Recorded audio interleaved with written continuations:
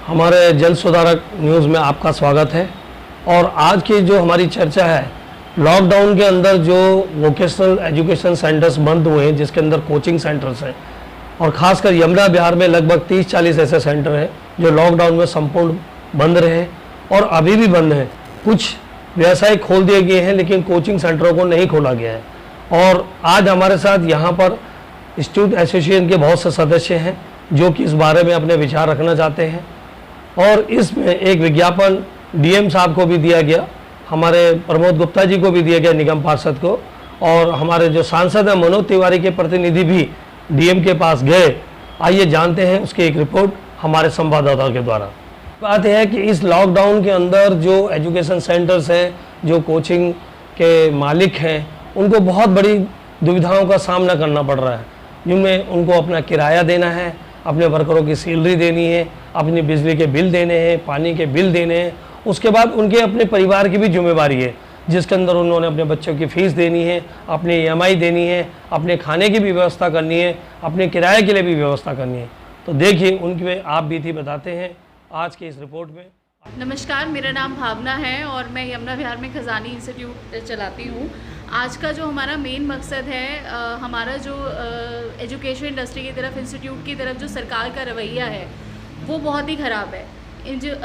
सरकार ने हर उद्योग, हर रोज़गार खोल दिया है, हर चीज़ ओपन कर दी है, लेकिन सरकार ने जो इंस्टीट्यूट्स हैं उन्हें बंद रखा है। हालांकि हमारे पास छोटे बच्चे नहीं आते हैं, फिर भी हमारे इंस्टीट्यूट बंद हैं। हम पिछले 1.5 साल से बहुत ज़्यादा सफ़र कर रहे हैं, हमें बहुत परेशानियां हो रही हैं, हमारी फैमिलीज़, हमारे स्टाफ की फैमिली, सबको बहुत ज़्यादा दिक्कतें हैं। तकरीबन यहाँ पे इस इंडस्ट्री से जुड़े हुए 5 लाख से ज़्यादा लोग हैं जिनको रोज़गार की बहुत ज़्यादा दिक्कतें हैं और सरकार हमारी बात बिल्कुल नहीं सुन रही है। तो हमारा यही मकसद है कि सरकार तक हमारी बात पहुँचे। Thank you. रोज़गार की तो बात अलग है, लेकिन इसमें फ्यूचर ऑफ स्टूडेंट का फ्यूचर बहुत ज़्यादा ख़राब हो रहा है सच में, क्योंकि बच्चे ऑनलाइन नहीं समझ पाते हैं चीज़ों को जितना ऑफलाइन समझ पाते हैं। एटलीस्ट सरकार को बिल्कुल एटलीस्ट सरकार को कुछ एसओपी देनी चाहिए हमारे लिए भी कि हम 30% या 50% स्टूडेंट्स को बुला के पढ़ा सकें। हमारे यहाँ कोई ऐसे अनपढ़ नहीं आते हैं, हमारे यहाँ सब पढ़े लिखे लोग आते हैं और शायद एसओपी को और जो गाइडलाइंस हैं उनको ज़्यादा अच्छे से फॉलो कर पाएंगे हमारे यहाँ पर जो शिक्षित लोग आते हैं, वो ना कि जो बाहर आप देख रहे हैं जो होते हैं। मैं एमपी सिंह यमुना विहार में मैक्स कंपटीशन क्लासेस के नाम से एक इंस्टीट्यूट चलाता हूँ। पिछले 1.5 वर्षों से हमारे सभी कोचिंग संस्थान जितने भी यमुना विहार में सभी बंद चल रहे हैं। हमारे यहाँ 18 साल से अधिक आयु के स्टूडेंट्स शिक्षा पाने के लिए आते हैं या पेरेंट्स के साथ अपने फ्यूचर को बनाने के लिए, गाइडेंस लेने के लिए आते हैं, जो पिछले 1.5 साल से बिल्कुल बंद है। इसी कारण यदि विद्यार्थी इन कोचिंग संस्थानों में नहीं आएंगे तो हमारे परिवार और हमारे सगे संबंधी वे सभी किस प्रकार अपना जीवन यापन कर पाएंगे।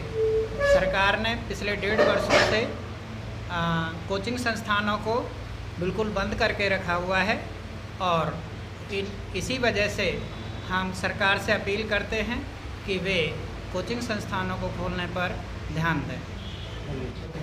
मैं पुष्पेंद्र गौड़ इंग्लिश एनहांसमेंट के नाम से इंस्टीट्यूट चलाता हूँ यमुना विहार के अंदर, और पिछले 12-13 साल से हम लोग चला रहे हैं। आज जो हम लोग यहाँ पर हैं सिर्फ एक ही इशू के ऊपर है।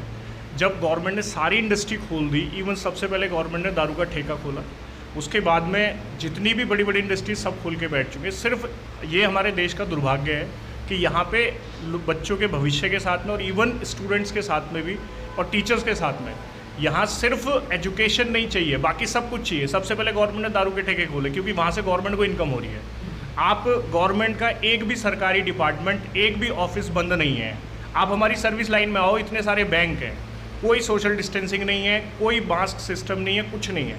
तो मेरे हिसाब से तो मुझे तो नहीं लगता कि वहाँ पे तो कोरोना नहीं है। इवन गवर्नमेंट के इलेक्शंस हो रहे हैं, वहाँ पे भी कोरोना नहीं है। यानी हमारे इंस्टीट्यूट्स के अंदर अगर बच्चा आएगा, और हमारे पास में कोई अनपढ़ बच्चा तो आता नहीं है, सारे पढ़े लिखे लोग आते हैं, तो हमें ये नहीं समझ पा रहे हैं कि भाई कोरोना है कहाँ पे। सिर्फ इंस्टीट्यूट्स में ही कोरोना है या उसके अलावा भी कोरोना है? भाई नेताओं की भी बड़ी बड़ी मीटिंग्स हो रही हैं, कोई सिस्टम नहीं है, कुछ नहीं है, फिर भी वहाँ कोरोना नहीं है। जबकि बच्चे पहले भी हाँ, पढ़ते थे, बच्चे पहले भी पढ़ते थे, आज भी पढ़ रहे हैं, बीमारी की प्रॉब्लम कोई नहीं, कुछ नहीं हो रही है उसमें। भाई ऑनलाइन, एक चीज़ बताइए, ऑनलाइन हर इंस्टीट्यूट्स ऑनलाइन प्रोवाइड नहीं कर सकता। ऑनलाइन सिस्टम लगाने का मतलब है कि 4 लाख रुपए का सेटअप लगाना। क्या हर बच्चा इस चीज़ को अफोर्ड कर लेगा, या हर इंस्टीट्यूट वाला इस चीज़ को अफोर्ड कर लेगा? या हम प्राइवेट एक काम करिए ना, आप अगर आप हमारे साथ जो अन्याय कर रहे हो, आप एक सरकारी टीचर की 2 महीने की सैलरी रोक लो, या सरकार अपना टैक्स लेना बंद कर देना। हमारे इंस्टीट्यूट्स के बिजली के बिल बराबर आ रहे हैं, 14,000-15,000 का बिल आ रहा है। गवर्नमेंट ने ना तो मकान मालिकों ने किराया छोड़ा, ना बिजली का बिल छोड़ा, ना एम्प्लॉय सैलरी छोड़ रहे हैं। तो आप हमें बता दो ना, हम कहाँ जाएं? या हमारी गलती है कि हम बच्चों के भविष्य के पीछे लग रहे हैं? भाई सरकार को सुनने कोई राजी नहीं है। भाई या तो सरकार अपने भी सिस्टम बंद करे ना, जो सरकार के पास में इतने सारे रास्ते हैं अपनी इनकम करने के, सबसे उन्हें भी बंद करे। जी। आज हम यहाँ पर यमुना विहार के कोचिंग सेंटर्स के जितने भी सारे ऑनर हैं यहाँ पर उपस्थित हैं, और हम लोग ये विचार विमर्श आपस में कर रहे हैं कि ये जो लॉकडाउन लगा है और लॉकडाउन के बाद कुछ चीज़ों में प्रतिबंध हटा दिया है और कुछ चीज़ों पर प्रतिबंध जारी रखा गया है, जिसके अंदर एक सबसे पहले कोचिंग इंस्टीट्यूट या एजुकेशन भी। और हम लोग इस चीज़ में सबसे ज़्यादा सफ़र ये कर रहे हैं कि लास्ट अगर हम कहें तो 1.5-2 साल से हम परिस्थिति में हैं। लास्ट टाइम पहले दंगे हो गए थे, दंगे के बाद दोबारा मार्च में लॉकडाउन लग गया, और जैसे कैसे अभी थोड़ा सा समय मिला था, दोबारा से ही अप्रैल में फिर दोबारा लॉकडाउन लग गया। सबसे बड़ी समस्या ये हो रही है कि जो इस व्यवसाय से जुड़े हुए हैं, जो कोचिंग सेंटर है, इंस्टीट्यूट्स वाले हैं, इन्होंने किराया देना है, इन्होंने सैलरी देनी है, इन्होंने बिजली का बिल देना है, और उसके बाद अपने परिवार का भी लालन पोषण करना है, जिसके अंदर इनके बच्चे हैं, इनका किराया है। और सबसे बड़ी बात दिक्कत ये आ रही है कि गवर्नमेंट जो नियम बना रही है वो कुछ चीज़ों को तो नज़र में रख रही है, लेकिन बाकी के बारे में नहीं सोचा जा रहा है। ठीक है, जो गवर्नमेंट के अपने संस्थान हैं, अपने स्कूल कॉलेज है, वहाँ पर सभी टीचरों को तनख्वाह मिल रही है, लेकिन जो प्राइवेट सेक्टर है जो कि डिपेंड सिर्फ पब्लिक पे है, बच्चों पे है, तो वो कहाँ जाए? उनका ना किराया कोई माफ़ हो रहा, ना बिजली का बिल माफ़ हो रहा, ना पानी का बिल माफ़ हो रहा। और सबसे बड़ी बात, इसमें बच्चे भी सफ़र कर रहे हैं। जो बच्चे 1.5-2 साल से घरों के अंदर हैं, उनको कहाँ इसमें एजुकेशन मिल रही है? सबसे बड़ी बात, जो हम लोग कोचिंग सेंटर्स हैं, हम लोग प्रैक्टिकली शेड्यूल वाले ज़्यादा है। हमारे यहाँ ऑनलाइन सेटअप बड़ा संभव है, अगर हम लगा भी लें तो उस सेटअप के लिए हमारे को व्यवस्था चाहिए, और क्या बच्चे के पास वो ऐसी सुविधा है कि वो उसको ले सके? तो समस्याएं बहुत हैं। तो हमारी सरकार से मांग है कि एक स्पेशल गाइडलाइन कोचिंग सेंटर्स के लिए बनाई जाए, उनका एक SOP बनाया जाए, उसमें नियम निर्धारित किए जाए और इनको भी खोला जाए, क्योंकि ऐसे तो बहुत सी जगह जहाँ पर भीड़ है। क्या केवल एजुकेशन से ही कोरोना हो रहा है? यहाँ पर हो रहा है। और सबसे बड़ी बात क्या है कि जो ये एजुकेशन सेंटर है, यहाँ पर सारे बड़े बच्चे आते हैं। अगर देखा जाए तो 10वीं से ऊपर के बच्चे आते हैं, 10वीं 12वीं से ऊपर आते हैं, जो लगभग 17-18 साल से ऊपर होते हैं। तो हमारी डिमांड ये है कि कुछ ऐसा सिस्टम बनाया जाए जिससे कोचिंग सेंटरों पर जो इस प्रकार की मार पड़ रही है वो दूर हो और उनकी समस्याओं का निवारण हो, उनके परिवार भी इसको झेल सके। अनेक न्यूज़ें आ रही है कि बहुत से कोचिंग सेंटर बंद हो गए हैं, कई टीचरों ने सुसाइड कर ली है। तो कब तक ये चलेगा? और सबसे बड़ी बात आ रही है कि आगे भी ये लहर जा रही है। तो जब सारी चीज़ें खोली जा रही हैं तो इनको भी खोला जाए, कुछ न कुछ ऐसे नियम निर्धारित करते हुए, और ध्यान दिया जाए कि भाई कोचिंग सेंटर वाले भी जो है भारत के नागरिक हैं, उनके बारे में सोचा जाए। सरकार को हम अपना उसके द्वारा संदेश देना चाहते हैं और आशा करते हैं कोई ना कोई ऐसा नियम शीघ्र निकाला जाएगा। धन्यवाद।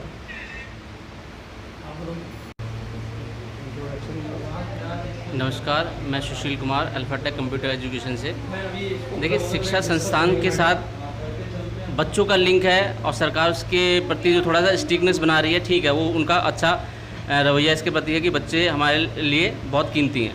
पर आप ये देखिए कि क्या ओनली शिक्षा संस्थान में ही बच्चों को कोरोना होने के चांसेस हैं? क्या आपने किसी बच्चों को कभी आपने मार्केट में जाते हुए नहीं देखा फैमिली के साथ? क्या अभी रेस्टोरेंट में किसी जाते हुए नहीं देख रहे हैं? क्या किसी मॉल में जाते नहीं देख रहे? यही वही बच्चे हैं, उसी फैमिली के बच्चे हैं जो वहाँ पर भी यदि मूव कर सकते हैं, तो एक एजुकेशन संस्थान में आते हैं उनको कोरोना कैसे हो सकता है?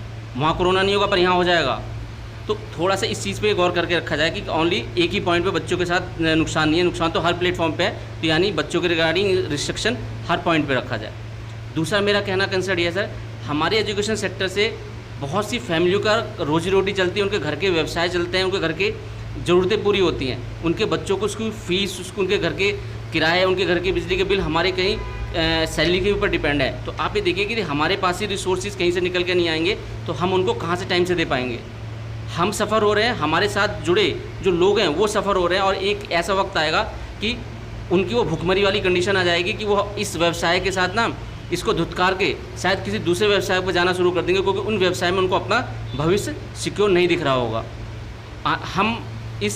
हम समाज को एक एजुकेशन देते हैं, समाज को बिल्डअप करते हैं, पर आज हमारे साथ इस तरह से यदि होगा तो शायद सोचने वाली बात है कि क्या हमने अपने लिए अच्छा बेस्ट कैरियर चूज़ किया है, या हमें भी कोई स्विच करके नए व्यवसाय को देखना पड़ेगा। सर, इस माध्यम से मैं चाहूँगा कि सरकार प्लीज़ हम सब एजुकेशन सेक्टर वालों के लिए भी कोई एक SOP तैयार करे ताकि हम सब भी जिंदा रह सकें। नमस्कार, मेरा नाम मानव शर्मा है, मैं वाइस इंटरनेशनल इंस्टीट्यूट से हूँ।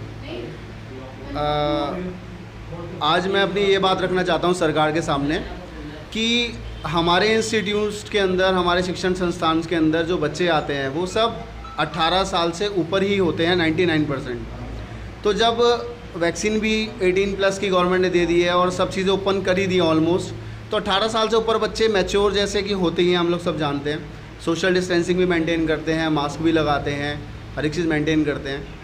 तो मेरे अनुसार सरकार को इसके लिए भी एक SOP रखनी चाहिए जिसमें चाहे 100 के बदले 25 बच्चों की परमिशन दे दे, बट इनके लिए भी सोचना चाहिए, विचार करना चाहिए, ताकि हमारे भी थोड़े बहुत खर्चे निकले और आगे भी हम लोगों को खर्चा दे पाएँ।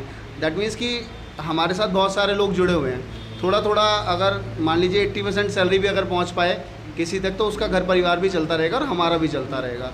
तो मेरी तो सिर्फ यही मतलब हाथ जोड़ के प्रार्थना है सरकार से कि हमारे लिए एक SOP फाइनल की जाए और हमारे को चाहे कुछ समय के लिए ही खोलने को परमिशन मिल जाए, कुछ बच्चों के साथ ही मिल जाए, लेकिन खोलने की परमिशन दी जाए। चाहे आप क्राइटेरिया रख दीजिए कि 18 साल से ऊपर के ही आने चाहिए, 100 की जगह 25 आने चाहिए, ये समझ आता है। बट ये समझ नहीं आता कि बिल्कुल आप ऑफिस का गेट भी नहीं खोल सकते, आप काउंसलिंग भी नहीं कर सकते, आप इंक्वायरी भी नहीं दे सकते, ये गलत है। तो मेरी सरकार से बस ये अनुरोध है कि थोड़ी बहुत परमिशन दी जाए हम लोगों को भी, हम भी अपना घर परिवार पाल पाएँ। धन्यवाद।